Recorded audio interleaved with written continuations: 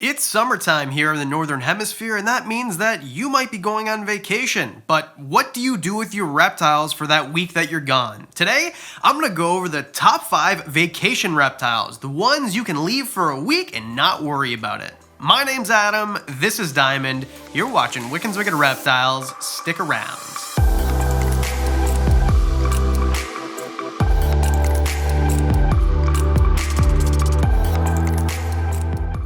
Let's be very clear, I am not advocating that you leave your reptiles for a week with no supervision and no one checking in on them.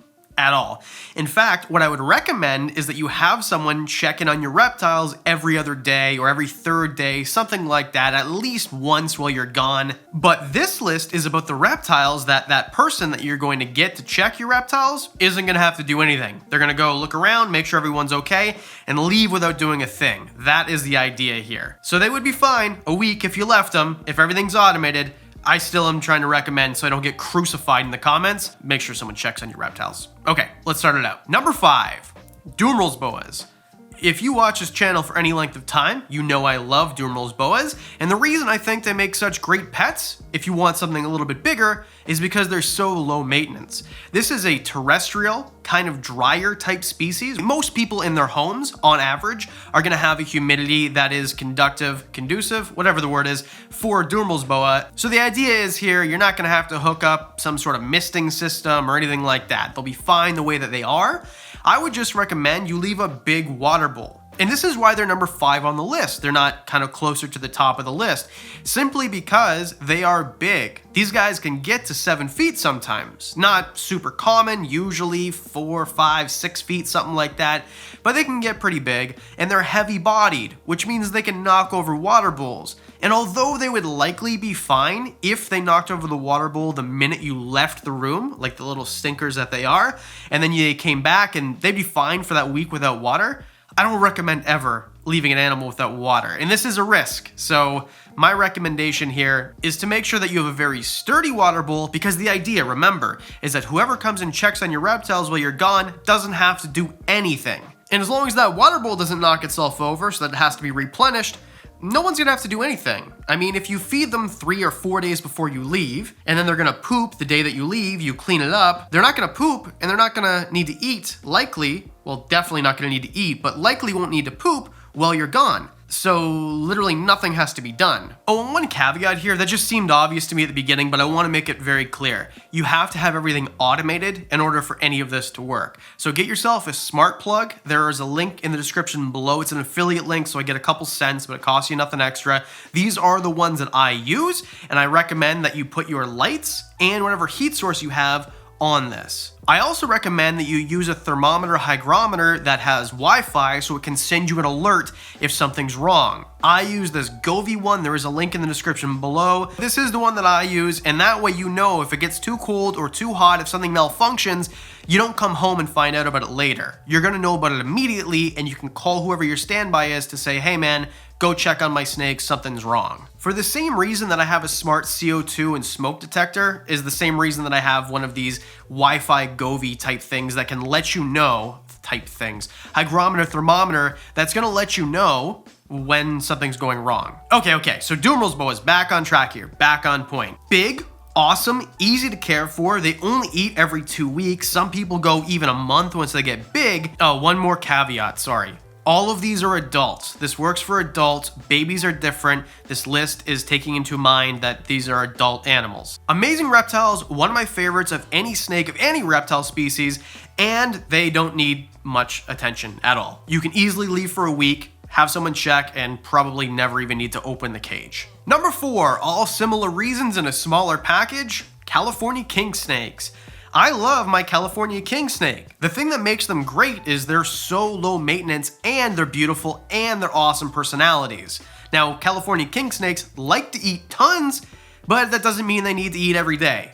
Don't let your California king snake tell you they need to eat every day. They'll tell you that, but they're wrong. Because they're colubrids, generally colubrids eat more than a python or a boa. This is just a rule of thumb, not in every case. I usually feed Big Lou here 7 days, I wait 10 days, I wait 7 days, I wait 10 days, in a cycle like that. That is what keeps him at the perfect weight, or what I think is the perfect weight that he is now. And that means that you can leave for 7 days. You feed him 5 or 4 days before you leave, and then when you come back, you feed them, and then boom, right there, you're fine. These animals can go months without eating. They can go weeks and weeks and weeks before they even lose a gram. So don't feel bad if you miss your feeding schedule by 2 days. Your king snake is not gonna, well, it'll notice because they like to eat everything, but their health is not gonna deteriorate or change one bit because you missed 2 days. It's not a mammal, it's a reptile, and one of the reptiles that you don't need to feed all the time. Now, same sort of thing with the Dumerils boa. They're dry, so you don't have to worry about humidity escaping or anything like that. They don't have crazy basking lights that they need or anything. As long as you have their day-night cycle on a smart timer or a smart plug so that it goes on when you want it to go on and go off automatically, then you're good to go. The same thing with the poops. You're not gonna have to clean up the poop even when you get back. Just make sure that you feed them long enough so that it poops the day you leave, and then, anyway, what we said before, they're a great size for a snake in my opinion. They're slender, they're not dangerous, they eat very well. These are just an amazing pet snake, and if you're someone who travels a lot but has someone that can come in and take a look at your snakes, this is a great snake for you. Just because you travel doesn't mean that you're not eligible to have a companion. Everyone needs a companion. If you're out all the time, a dog or a cat isn't gonna work, so a snake like a California king snake would be perfect for you. Just before we get to number 3, another tip, if you want to look at your reptiles while you're on vacation, I know it might seem crazy, but a lot of people do this and I think it's really cool. You can get a smart camera, it hooks up to Wi-Fi, and you can check it on your phone or desktop wherever you are. So I'll leave a link in the description, another affiliate code that you can go and use, the same one that I use. People think I'm crazy, but I think it's cool to check on your reptile room, especially to make sure that the lights are going on and off and things like that. All right, number 3, we're gonna ruin the list a bit. Pixie frogs. Now, this is not a reptile, it's an amphibian, I know this. I shouldn't have to say it out loud, but I do know that frogs are not reptiles. I always ruin the list with an amphibian because I think they're amazing. Amphibians are cool, and it doesn't get much cooler than a frog that can get to 4 pounds. These guys are weird because the males get larger than the females, and this is very different because a lot of the time females get bigger in the amphibian and reptile world, so kind of cool. And a 4-pound frog, I mean, come on, man. Doesn't get cooler than that. If you're looking for a pet that looks cool and its eating behavior is absolutely amazing, but when you want it to be, it's kind of like a pet rock, get a pixie frog. Now, normally I talk about Pac-Man frogs, but I want to change it up because these guys are a little bit less represented. I think they're a little bit cooler, and also they're huge. I don't know if I mentioned that yet. Easy to take care of. Their heat and humidity requirements aren't insane. As long as you have the right substrate and you have a big water bowl and you have everything on timers and, you know, smart stats and things like that, then you're good. It is likely that when you leave these guys and you come back the next week, a week later, they're gonna be in the exact same position. I don't even know if these guys blink when you're gone. I think it's kind of like reverse Toy Story with these guys. You're around and they're kind of active and moving around, and then as soon as you leave, they go into like what, okay, you get the idea. Reverse Toy Story? So dumb. Again, these guys can go a while without eating, so don't worry about it. Feed them before you leave. Again, if you use a bioactive substrate, which I think works perfect for frogs like this, then you're not gonna have to worry about the poop. I mean, I always recommend spot cleaning. I'm just saying that it's not gonna create problems if you leave for a week and they poop. The bugs are gonna start breaking it down, and you can always get to it when you get back. Big frogs, easy to take care of and absolutely amazing, and probably one of the easiest things that if you wanted to leave it alone for a while, I mean, whoever comes and checks on your reptile room is probably not even gonna notice there is anything in there. They barely move. Okay, number 2 is kind of like a pixie frog in sausage form, Kenyan Sand Boas. Kenyan Sand Boas are pretty cool in the way they look. I think of naturally occurring snakes, their color and pattern is one of my favorite, but I talk a lot of trash.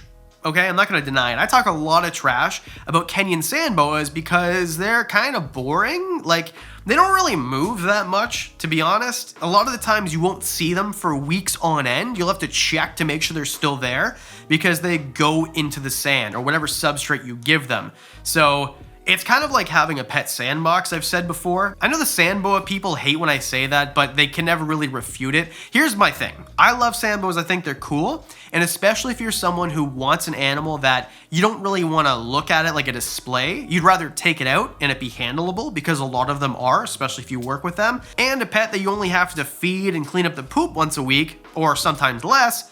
I mean, sand boas are kind of like the cat's pajamas, you know what I mean? They doesn't really get much easier than a Kenyan Sand Boa. And if you're looking for something a little bit cooler, more unique, it kind of works with all sand boas. So Kenyan Sand Boas are the most common, which is why they're on the list.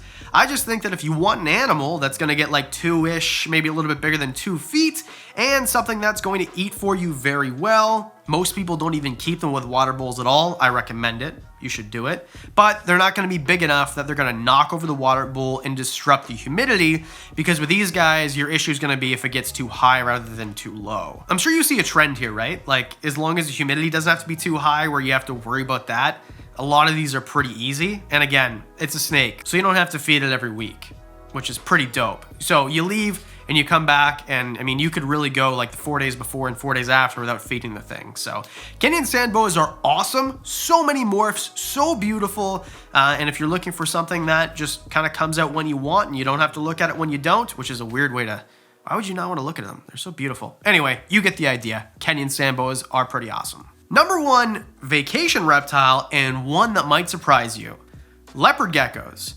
Now, leopard geckos, normally I would feed every other day, every 3rd day, or every 4th day. It depends. I just kind of change it up depending on their weight, how they do, things like that. But leopard geckos can actually go over a week without eating with no ill effects. Won't even lose a gram. So I know people are gonna fight me in the comments section. How is this number 1? It's abuse. Like, well, you're wrong. It's not abuse. There's no problem whatsoever with leaving your leopard gecko. And in fact, because I recommend that you have someone come and check in, I mean, how hard is it to like throw mealworms in there? My point is, there's no maintenance really, besides if you wanted to feed them once or twice while you're gone. But they can do fine if you don't. And because if you set up the human hide properly, if you don't know, here's a leopard gecko care guide if you want more information, you need to set up a human hide for your leopard gecko. It helps them shed properly, it helps them keep hydrated in a certain sense, in that they're gonna lick the water droplets on the top of it or around it, which is how most leopard geckos get most of their water, aside from the food that they eat. You'll be fine because a properly set up human hide is not going to dry out in a week. So there's really no maintenance required. Lights go on and off by themselves, heat goes on and off by itself, especially if you're using a heat mat. It's less risky in my opinion than bulbs, or at least in my mind it is. And they're solitary creatures. They don't need you. And what's awesome about leopard geckos is if they're socialized once, like, they're good to go for handling. Generally, they don't fall out of that. They don't forget, especially not in a week. So you'll come back, pick up your leopard gecko, and it's like the opposite of a dog. It's opposite day today, I guess. A dog, you leave, you come back because you forgot your keys in 5 minutes, and they think you've been gone for 100 years. Leopard geckos are kind of like the opposite. Most reptiles, because they don't care about you. Sorry to break your feelings. Your reptiles do not care about you. Leopard geckos can go a whole week and like, were you just here? Did you just pick me at 5 minutes? They don't know. So you'll be fine. Leopard geckos are amazing, one of my favorite species. I have lots of them. Well, not lots, but I have several of them, and I do breed them. And I think that these are one of the easiest reptiles to keep. If you're new to reptiles and you want something regardless, even if you're gonna be around every day, watching it like a hawk, every step you take, every breath you take, I'll be watching you. You're one of those guys. You're the creepy girlfriend meme with your leopard gecko, or you're someone who goes on business trips once a month. These are an amazing species, one of the best pet species, and overall, I would say these are one of the all-around reptiles. No matter who you are, what you want, there is a leopard gecko for you. Mostly. Probably. I don't know. So there you go. If you're going on vacation this summer, or you're in the southern hemisphere and you're going on winter break, I know you guys have that, and that's pretty cool. I recommend that these are the 5 best options, in my opinion. I did this video because I'm going on vacation in August, the first time I've ever been on a vacation since I started this channel. I'm gonna have someone come in and check my reptiles, of course, because I recommend that. But with the reptiles that I have here, those are very low down on my instruction sheet. The higher ones, you know, my Colombian rainbow boa and things, but these ones that I own, they're way down there. Barely look at the cage, make sure the water's full, make sure they're healthy, that sort of thing, and that's it. What do you think? Is there something that I shouldn't have recommended or something that I forgot? Let me know in the comment section below. Leave a thumbs up and please subscribe. It helps this channel immensely and costs you nothing but a couple clicks of your mouse. And a special thank you, as always, to the Patreon supporters. You guys are freaking amazing. I love the fact that you guys get these videos early, you get discounts on the merch, you get to know about reptiles in my collection I don't tell anybody about, and much, much more. For as little as $1 a month, there's a link in the description, and you can be a Patreon member too. And I think I've rambled long enough. Because I do videos twice a week, that means that I'll see you on Monday.